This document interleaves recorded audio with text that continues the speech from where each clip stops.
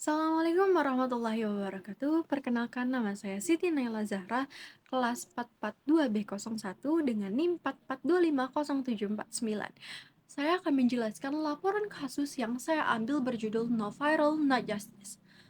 Fenomena ini No Viral, No Justice di Indonesia saat ini telah bertransformasi menjadi manifestasi dari akumulasi skeptisisme publik terhadap kinerja aparat penegak hukum yang dianggap sering kali lambat atau tebang pilih.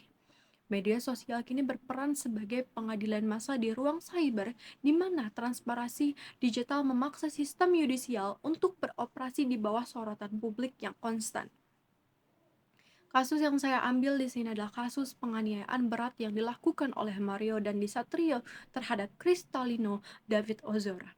Menjadi titik kulminasi di mana kekuatan digital mampu mendikte narasi hukum. Sebelum persidangan resmi dimulai, masyarakat sudah terlebih dahulu menjatuhkan vonis sosial melalui penyebaran rekaman video aksi brutal pelaku yang tidak manusiawi.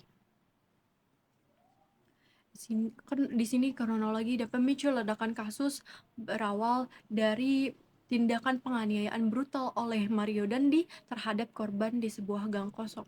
Yang merupakan kasus ini meledak melampaui kriminalitas terhadap adalah latar belakang sang ayah pelaku, Rafael Aluntri Sambodo, yang merupakan penjabat Eselon 3 Direktorat Jenderal Pajak. Publik meyakini bahwa tanpa viralitas, kasus ini berpotensi menguap karena adanya ketimpangan relasi kekuasaan. Viralitas inilah yang kemudian menjadi bahan bakar mesin keadilan, memaksa Institut Polri bertindak cepat hingga menarik perhatian disiplin terhadap keluarga pelaku. Tinjauan eh, ini secara teoritis, kasus ini menunjukkan fenomena revenge agenda setting, di mana netizen atau publik menetapkan agenda terlebih dahulu melalui tagar dan viralitas di media sosial seperti X atau Twitter. Media arus utama kemudian dipaksa mengikuti arus informasi tersebut demi mempertahankan relevansi, yang pada akhirnya memaksa pemerintah dan penegak hukum untuk menempatkan kasus ini sebagai prioritas utama agar tidak dianggap mengabaikan suara rakyat atau informasi yang awalnya berupa unggahan anonim bertransformasi menjadi efek bola salju yang meruntuhkan hierarki informasi konvensional. Terus atau simbol-simbol material seperti mobil Rubicon dan motor Harley Davidson milik keluarga pelaku didekonstruksi oleh masyarakat karena secara denotatif itu hanya barang mewah, namun secara konotatif dimaknai sebagai simbol ketidakadilan pajak, korupsi, dan keangkuhan seorang penjabat.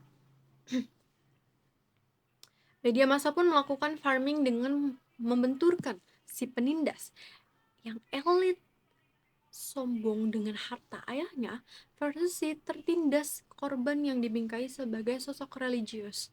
Pembingkaian ini sangat efektif memicu kemarahan kolektif karena menyentuh sensitivitas keadilan sosial. Pelaku sosial kultural muncul karena digital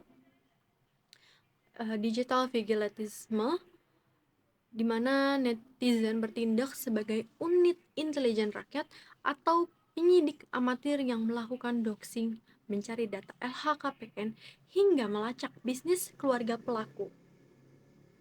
Hal ini juga menciptakan latitude of rejection atau wilayah penolakan mutlak, di mana masyarakat menutup ruang empati bagi pelaku dan menolak segala bentuk upaya perdamaian atau restoratif justice. Masyarakat menuntut ketidakadilan restributif atau pembalasan yang setimpal sebagai kompensasi atas ketidakpercayaan mereka terhadap netralitas hukum formal. Dan di sini ada implikasi dan kesimpulan. Di sini meskipun fenomena ini efektif sebagai instrumen kontrol sosial untuk menembus celah kekuasaan, terhadap dampak jangka panjang yang perlu diwaspadai. dan muncul kekhawatiran bahwa keadilan hanya akan berpihak pada mereka yang kasusnya mendapatkan sorotan kamera, sementara kasus-kasus sunyi di pelosok terhempit dalam tumpukan berkas yang tak kunjung usai. Dari kasus ini menegaskan bahwa saat ini keadilan tidak hanya harus ditegaskan melalui prosedur hukum formal, tetapi sering kali harus diviralkan terlebih dahulu agar benar-benar terlihat dilakukan. Sekian penjelasan dari laporan analisa saya. Sekian, wassalamualaikum warahmatullahi wabarakatuh.